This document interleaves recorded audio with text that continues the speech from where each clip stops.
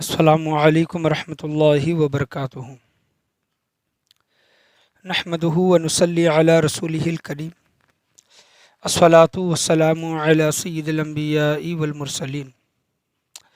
وعلی آلہ وصحابہ اجمعین، اما بعد فاعوذ باللہ من الشیطان الرجیم، بسم اللہ الرحمن الرحیم۔ ما آتاکم الرسول فخذوا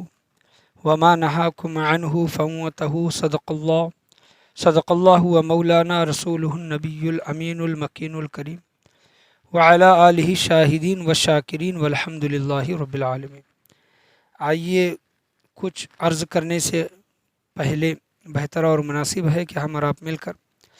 اپنی غلامی کا ثبوت دیتے ہوئے گنبد خضرا میں آرام فرمانے والے آقا حضور تاجدار مدینہ سرور و قلب و سینہ جناب احمد مجتبیٰ محمد مصطفیٰ صلی اللہ علیہ وسلم کی بارگاہ گوہر بار میں درود و سلام کا ہدیہ نچھاور کریں۔ پڑھی باواز بلند، اللہم صلی علی محمد وعلی آل محمد وبارک سلم صلی علیہ، الصلاۃ والسلام علیک یا رسول اللہ صلی اللہ علیہ وسلم، اور ایک مرتبہ بلند آواز سے نبی اور آل نبی کی بارگاہ میں درود و سلام کا ہدیہ نچھاور کریں۔ اللہم صلی علی محمد وعلی آل محمد وبارک سلم صلی علیہ، الصلاۃ والسلام علیک یا رسول اللہ صلی اللہ تعالیٰ علیہ وسلم۔ جیسا کہ آپ لوگ ویڈیو کے آغاز ہی میں جانتے ہیں کہ آج کی میری جو تقریر کا عنوان جو موضوع ہے، یہ تیسرا ویڈیو جس کے متعلق بنایا جا رہا ہے، اختیار والے نبی۔ اس کے متعلق یہ تیسرا بیان ابھی کیا جائے گا، کیونکہ پچھلے 2 جمعہ اختیار والے نبی کے متعلق بہت سے واقعات احادیث کریمہ آپ کے سامنے پیش کی گئی ہیں، اور میں مناسب سمجھا کہ اس کے متعلق اور ایک ویڈیو بنایا جائے، اور کچھ احادیث کریمہ، کچھ واقعات جو رہتے ہیں اختیار والے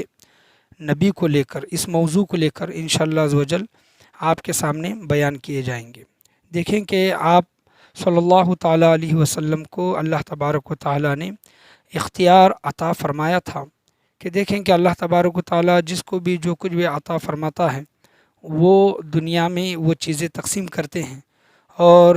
تمام انسانوں میں سب سے بڑی ذات، سب سے بڑی شخصیت ہمارے نبی کریم صلی اللہ تعالیٰ علیہ وسلم ہے، تو کیوں نہ اللہ تبارک و تعالیٰ ان کو عطا فرمائے گا، اور اللہ تبارک و تعالیٰ کی عطا کردہ چیزیں آپ صلی اللہ تعالیٰ علیہ وسلم امت میں تقسیم فرماتے ہیں۔ اسی وجہ سے آپ صلی اللہ تعالیٰ علیہ وسلم نے فرمایا تھا کہ میں تقسیم کرنے والا ہوں، اللہ تبارک و تعالیٰ مجھے عطا فرمانے والا ہے اور میں تقسیم کرنے والا ہوں۔ تو ہمارے نبی کریم صلی اللہ تعالیٰ علیہ وسلم کو اللہ تبارک و تعالیٰ نے اختیار عطا فرمایا تھا، جیسا کہ میں نے قرآن مجید فرقان حمید کی آیت آپ کے سامنے پیش کی۔ اللہ تبارک و تعالیٰ سورہ حشر 28ویں پارے میں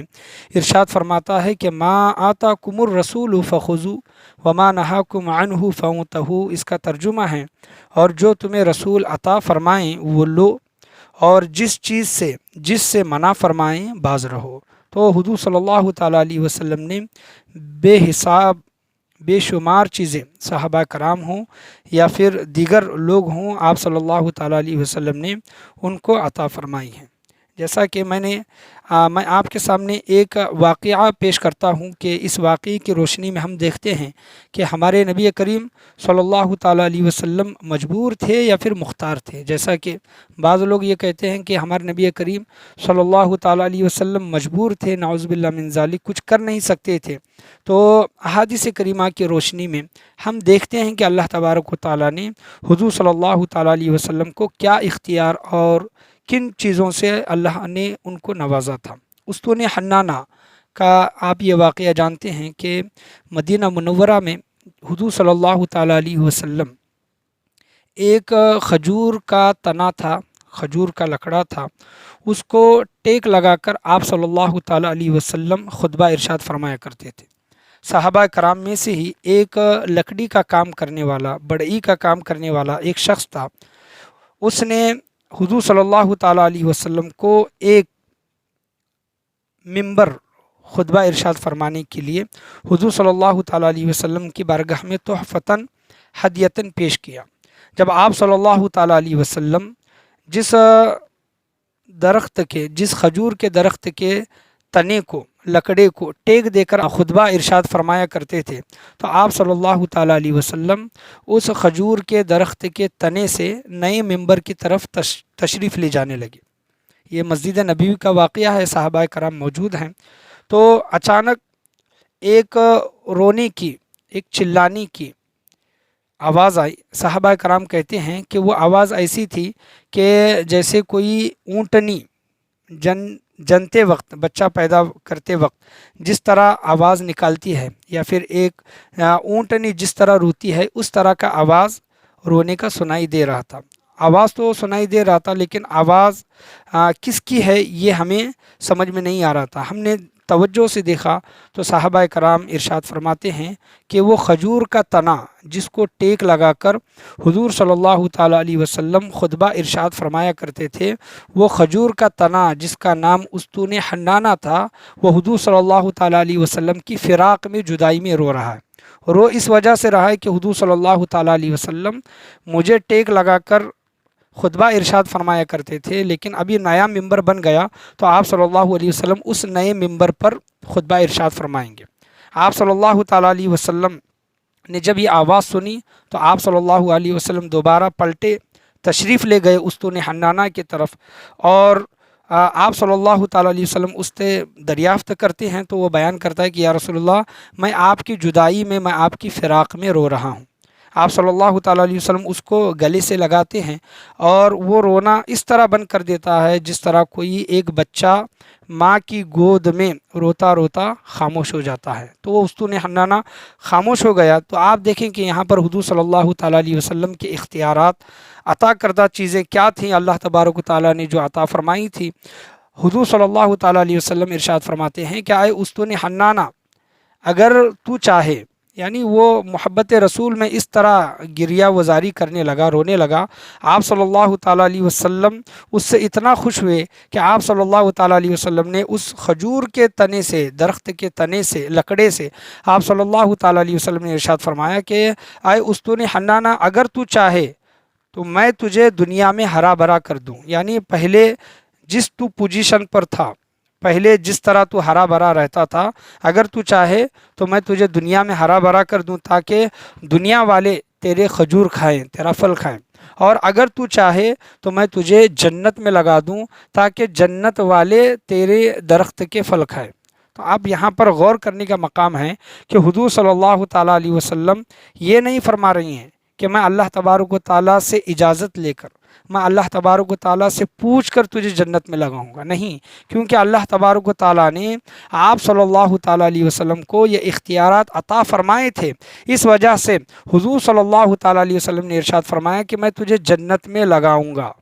تو اس سے اختیارات حضور صلی اللہ تعالیٰ علیہ وسلم کے پتہ چلتے ہیں۔ تو اس پر دیکھیں کہ ایک غور کرنے کا مقام ہے۔ استون حنانہ وہ درخت کا تنا کہتا ہے، اور غور کرنے کا، سوچنے کا مقام ہے کہ اس استون حنانہ کو بھی پتہ ہے کہ یہ دنیا باقی رہنے والی نہیں ہے، یہ دنیا ایک نہ ایک دن ختم ہو جائے گی۔ اس دنیا میں میں ہرا بھرا ہو جاؤں گا تو ایک نہ ایک دن مجھے سوکھنا ہے، یا پھر کٹنا ہے، یا پھر تباہ و برباد ہونا ہے۔ استون حنانہ نے اس تباہ ہونے والی، فنا ہونے والی دنیا کو نہیں چنا، بلکہ اس درخت کے تنے نے جنت کو چنا، اور کہا کہ یا رسول اللہ، مجھے جنت میں لگا دیں تاکہ جنت والے میرے درخت کے پھل کھائیں، کھجور کھائیں۔ تو آپ صلی اللہ تعالیٰ علیہ وسلم کہتے ہیں کہ اے استون حنانہ، جا، میں نے تجھے جنت میں لگا دیا۔ ماشاءاللہ، سبحان اللہ۔ اس بات سے پتہ چلتا ہے کہ ہمارے نبی کریم صلی اللہ تعالیٰ علیہ وسلم چاہے انسان ہوں، چاہے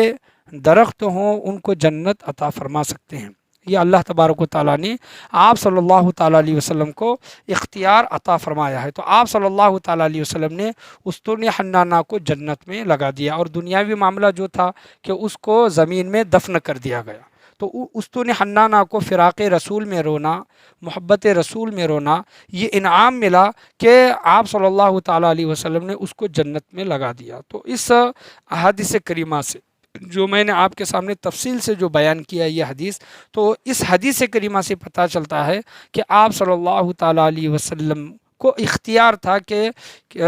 کسی کو اگر چاہیں، کسی سے اگر خوش ہیں تو اس کو جنت عطا فرما سکتے ہیں۔ تو یہاں پر غور کریں اور سوچیں کہ ہمارے نبی کریم صلی اللہ تعالیٰ علیہ وسلم مجبور تھے یا پھر مختار تھے۔ دوسرا واقعہ میں آپ کے سامنے بیان کروں کہ حضور صلی اللہ تعالیٰ علیہ وسلم کی بارگاہ میں دو لوگوں کا جھگڑا پیش ہوا، ایک یہودی تھا اور دوسرا مسلمان۔ معاملہ یہ تھا کہ درختوں کو لے کر وہ جھگڑا تھا، اور آپ صلی اللہ تعالیٰ علیہ وسلم کی بارگاہ میں جب وہ کافر اور وہ مسلمان پہنچے تو آپ صلی اللہ تعالیٰ علیہ وسلم نے جو یہودی تھا اس سے فرمایا کہ اگر تم اس مسلمان کو وہ درخت دے دو، عطا کر دو، تو میں تمہیں جنت میں درخت عطا کروں گا۔ تو وہ کافر تو نہیں مانا، کیونکہ ایمان نہیں رکھتا تھا، یہودی ایمان نہیں رکھتا تھا، تو اس نے وہ انکار کر دیا۔ تو وہاں پر ایک دوسرے صحابی تھے، وہ آئے اور کہنے لگے کہ یا رسول اللہ صلی اللہ علیہ وسلم، جو انعام، جو بشارت اس یہودی کو یا پھر کافر کو جو عطا ہوئی ہے کہ اگر وہ درخت اس دنیا میں چھوڑتا ہے، دیتا ہے، تو اس کے بدلے میں اس کو جنت میں درخت ملے گا، تو کیا یہی انعام اگر کوئی دوسرا پانا چاہتا ہے، حاصل کرنا چاہتا ہے، تو اس کو وہ مل سکتا ہے؟ تو آپ صلی اللہ تعالیٰ علیہ وسلم نے ارشاد فرمایا کہ ہاں، اس کے لیے بھی یہی انعام ہے۔ تو وہ صحابی رسول اس کافر کے پاس، اس یہودی کے پاس گئے اور کہنے لگے کہ ایک میرا کھجوروں کا ہرا بھرا باغ ہے، کھجوروں کا، درختوں کا بھرا ہوا ہرا ایک باغ ہے، میں وہ باغ تمہیں دیتا ہوں، اس کے بدلے میں وہ تم مجھے کھجور کا ایک درخت عطا کر دو۔ تو دیکھیں کہ یہاں پر صحابی رسول کا بھی جذبہ دیکھیں کہ ایک درخت کے بدلے میں پورا کے پورا باغ دے رہی ہیں، قربان کر رہی ہیں۔ تو یہ صحابہ کرام کے اندر جو ذوق اور شوق تھا قربانی کا، ایثار و قربانی کا، وہ دیگر دوسرے لوگوں میں نہیں دکھائی دیتا۔ تو وہ کہنے لگا کہ ٹھیک ہے، مجھے ایک درخت کے بدلے میں ایک پورا درختوں کا باغ مل رہا ہے، تو یہ سودا نقصان کا نہیں ہے، گھاٹے کا نہیں ہے، تو میں اسے قبول کرتا ہوں۔ اور وہ صحابی رسول نے ایک درخت کے بدلے میں اپنا پورا درختوں کا ایک پورا باغ دے کر اس درخت کو حاصل کیا، اور حضور صلی اللہ تعالیٰ علیہ وسلم کی بارگاہ میں یہ تمام چیزیں انہوں نے پیش کی۔ آپ صلی اللہ علیہ وسلم نے فرمایا کہ تمہارے لیے بھی وہی خوشخبری ہے جو اس یہودی اور منافق کے لیے ہے، یعنی اللہ تبارک و تعالیٰ تمہیں جنت میں درخت عطا فرمائے گا۔ دیکھیں کہ حضور صلی اللہ تعالیٰ علیہ وسلم دنیا میں ایک درخت دینے کے بدلے میں جنت میں ایک درخت دینے کا وعدہ فرماتے ہیں۔ تو اس حدیث سے کیا پتہ چلتا ہے، واقعے سے کیا پتہ چلتا ہے کہ ہمارے نبی کریم صلی اللہ تعالیٰ علیہ وسلم کو اختیار تھا، اس وجہ سے کہہ رہے ہیں کہ تم دنیا میں ایک درخت دے دو، میں تمہیں جنت میں اس سے بہترین، اس سے اعلیٰ درخت عطا فرماؤں گا۔ اور یہاں پر ایک غور کرنے کی چیز ہے اور سوچنے کی چیز ہے کہ دیکھیں کہ حضور صلی اللہ علیہ وسلم وہ تو ایمان والا تو نہیں تھا، یا تو کافر ہوگا یا تو یہودی ہوگا۔ آپ صلی اللہ تعالیٰ علیہ وسلم اس سے کہہ رہے ہیں کہ میں تمہیں جنت میں درخت عطا کروں گا۔ تو کتنا بڑا انعام، کتنی بڑی دولت حضور صلی اللہ تعالیٰ علیہ وسلم کی طرف سے اس انسان کو مل رہی تھی جس نے انکار کیا۔ یہاں پر غور کریں کہ جنت میں وہی شخص جا سکتا ہے جو ایمان والا ہے، وہ تھا کافر یا پھر یہودی، اس نے انکار کر دیا، اور آپ صلی اللہ علیہ وسلم اس کے متعلق فرما رہے ہیں کہ میں تمہیں جنت میں اس سے بہترین درخت عطا فرماؤں گا۔ تو جنت میں وہی جائے گا جو ایمان والا ہوگا۔ تو اس بات سے کیا پتہ چلا کہ اگر وہ یہودی اس بات کو مان لیتا، اس سودے کو منظور فرما لیتا، اور جنت کے درخت کے بدلے میں دنیا کا درخت اگر قربان کر دیتا، ہمارا یقین ہے کہ حضور صلی اللہ تعالیٰ علیہ وسلم نے جو بشارت اس کو عطا فرمائی تھی وہ تھا کافر یا پھر یہودی، لیکن وہ جب کبھی بھی اس کو موت آتی تو ایمان والی موت آتی، یا پھر اللہ تبارک و تعالیٰ اس کی حیات میں اس کو ایمان کی دولت سے نوازتا اور وہ مسلمان ہو کر مرتا، اور جنت میں دنیا سے بہترین درخت اس کو اللہ تبارک و تعالیٰ عطا فرماتا۔ تو دیکھیں کہ حضور صلی اللہ تعالیٰ علیہ وسلم کتنے بڑے انعام سے اس کو نواز رہے تھے جس سے وہ محروم ہو گیا، اور جو دوسرے صحابی تھے انہوں نے اس انعام کو حاصل کر لیا۔ تو اس بات سے یہ بھی پتہ چلا کہ حضور صلی اللہ تعالیٰ علیہ وسلم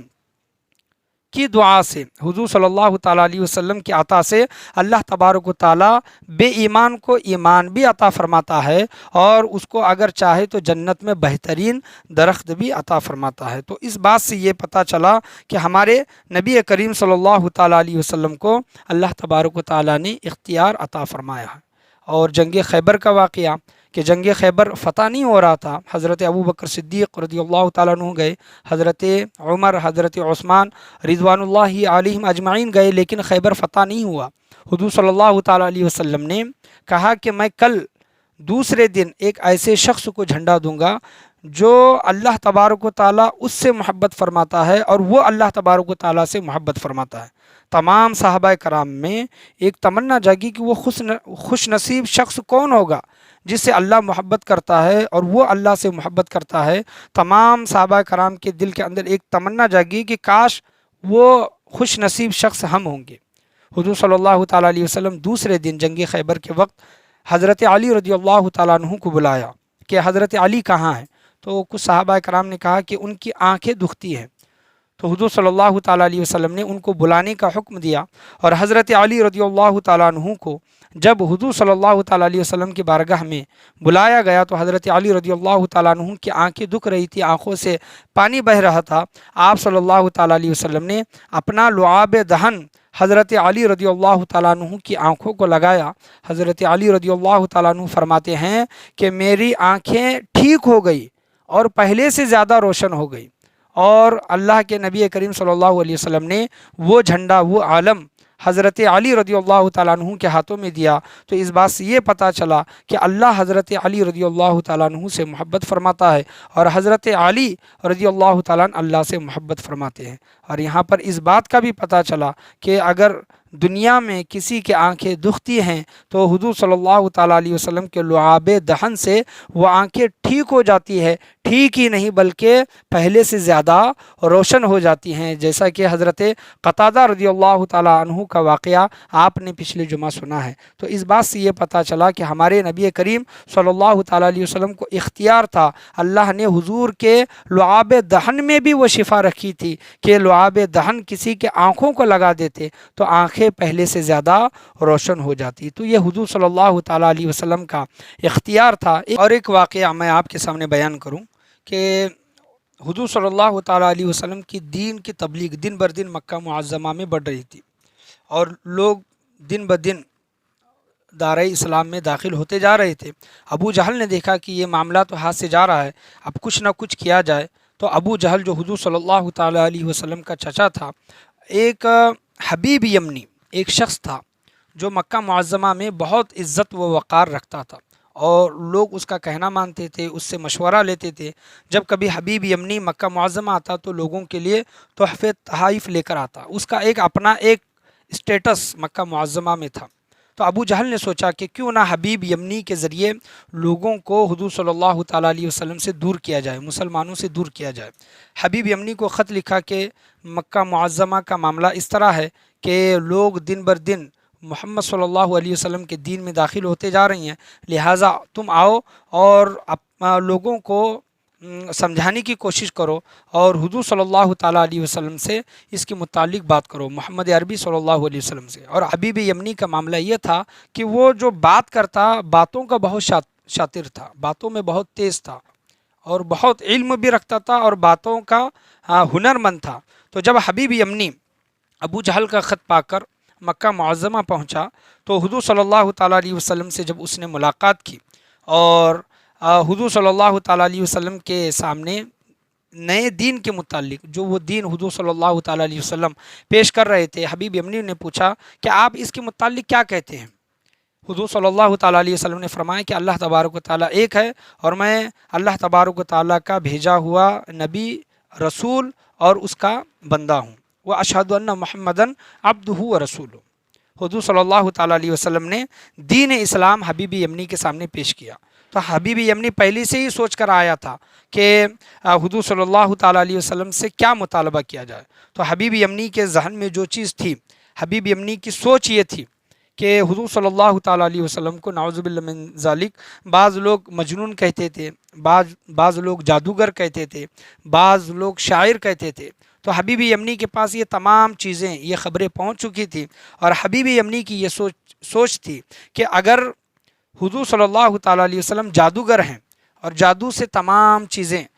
جو معجزہ حضور صلی اللہ تعالیٰ علیہ وسلم سے ظاہر ہوتا تھا تو لوگ اس کو جادو کہتے تھے۔ حبیب یمنی کا یہ خیال تھا کہ اگر حضور صلی اللہ تعالیٰ علیہ وسلم جادوگر ہیں تو جادوگر کا جادو صرف زمین والوں پر چلے گا، زمین پر چلے گا، آسمان پر جادوگر کا جادو نہیں چلے گا۔ تو حبیب یمنی نے مطالبہ کیا اور کہا کہ اگر آپ اللہ کے سچے نبی ہیں تو یہ جو آپ کو چاند جو دکھائی دے رہا ہے، آپ اس چاند کے 2 ٹکڑے کر دیں،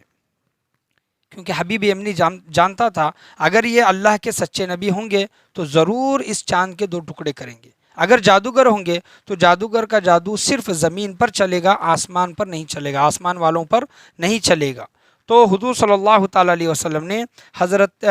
حبیب یمنی کے مطالبے پر، کہنے پر، حضور صلی اللہ تعالیٰ علیہ وسلم نے اپنی انگلی مبارک کا ایک اشارہ چاند کی طرف فرمایا تو چاند 2 ٹکڑے ہو گیا۔ سبحان اللہ، ماشاء اللہ،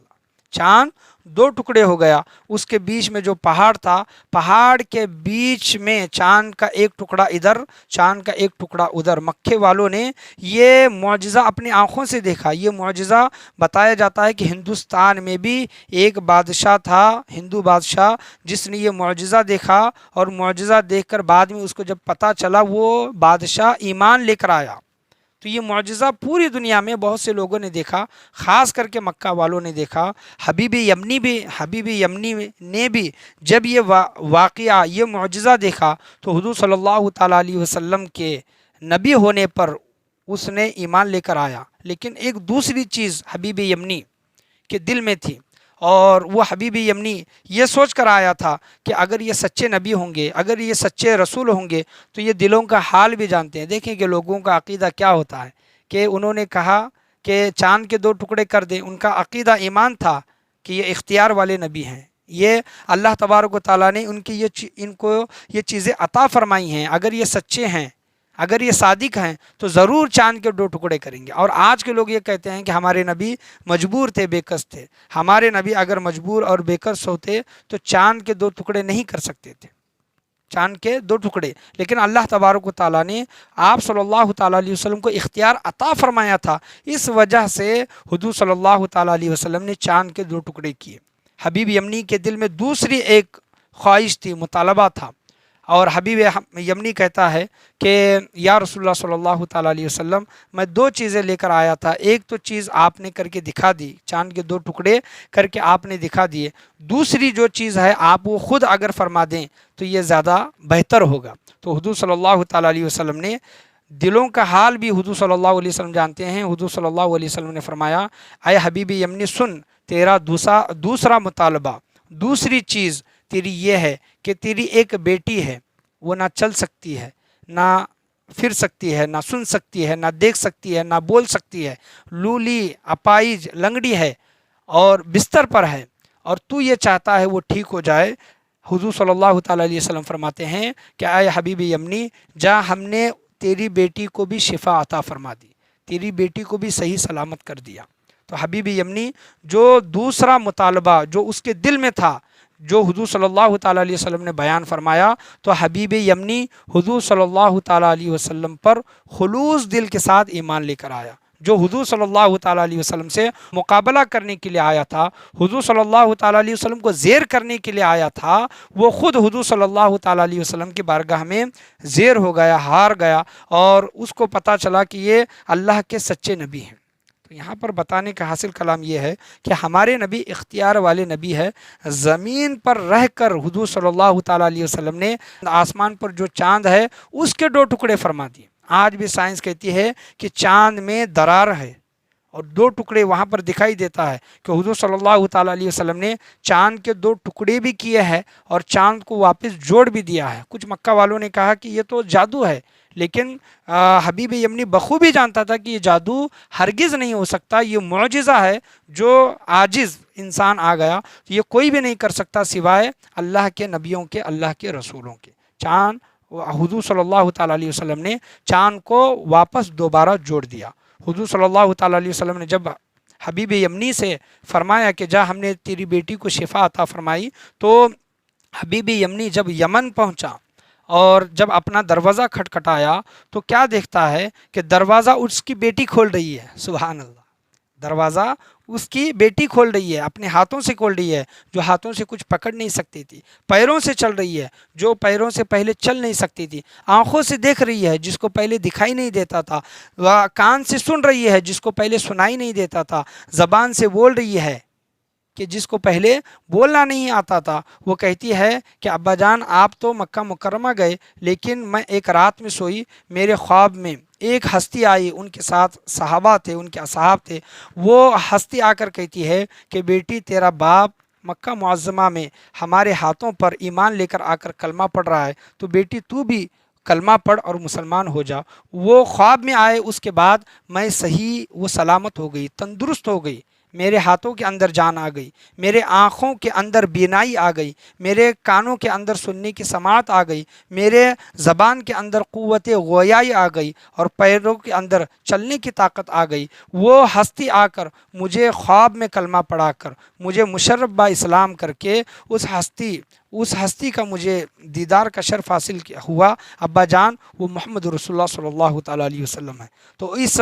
واقعے سے یہ بھی پتہ چلا کہ حضور صلی اللہ تعالیٰ علیہ وسلم کو یہ اختیار تھا کہ وہ خواب میں جا کر بھی لوگوں کو کلمہ پڑھا کر مشرف با اسلام کرتے، اور اللہ تبارک و تعالیٰ کی عطا سے لوگوں کو شفا یابی عطا فرماتے۔ تو دیکھیں کہ اللہ تبارک و تعالیٰ جو کچھ بھی چیزیں عطا فرماتا ہے ڈائریکٹلی کسی کو دینا،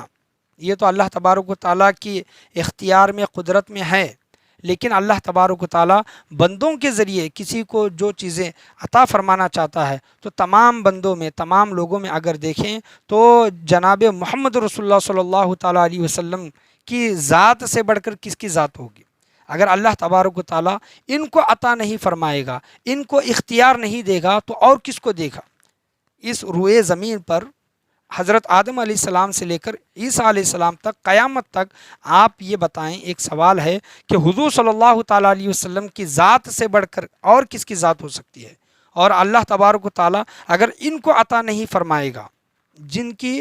تمام انسانوں میں ذات حضور صلی اللہ تعالیٰ علیہ وسلم کی ہے، اگر ان کو عطا نہیں فرمائے گا تو آپ بتائیں کس کو عطا فرمائے گا؟ تو یہاں پر اللہ تبارک و تعالیٰ نے قرآن مجید فرقان حمید میں یہ ارشاد فرمایا، ما آتاکم الرسول فخذوہ وما نہاکم عنہ فانتہوا، ترجمہ، اور جو تمہیں رسول عطا فرمائیں وہ لو، اور جس سے منع فرمائیں باز رہو۔ یہ سورہ حشر 28ویں پاری کی آیت کا ترجمہ میں نے آپ کے سامنے پڑھا۔ کچھ واقعات رہتے ہیں انشاءاللہ عز و جل، معجزات ہیں وہ، انشاءاللہ وہ معجزات اللہ تبارک و تعالیٰ نے کیا کیا حضور صلی اللہ تعالیٰ علیہ وسلم کو عطا فرمائے تھے، انشاءاللہ عز و جل میں وہ دوسرے معجزات رسول میں ان واقعات کو بیان کرنے کی کوشش کروں گا۔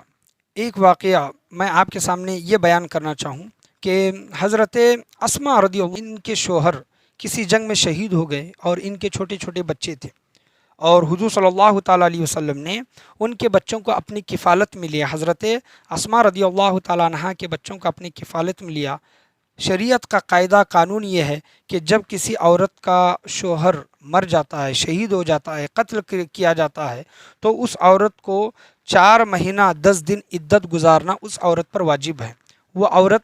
دوسرا نکاح نہیں کر سکتی۔ اگر دوسرا نکاح کرنا ہے تو 4 مہینے 10 دن گزرنے کے بعد، عدت کے ایام پورے ہونے کے بعد وہ عورت دوسرا نکاح کر سکتی ہے۔ لیکن اس واقعے میں آپ کو یہ چیز بیان کرنا چاہوں کہ حضور صلی اللہ تعالیٰ علیہ وسلم نے حضرت اسماء کو بلایا، اور حضرت اسماء رضی اللہ تعالیٰ عنہ کو ارشاد فرمایا کہ تم 2 یا پھر 3 دن اپنی عدت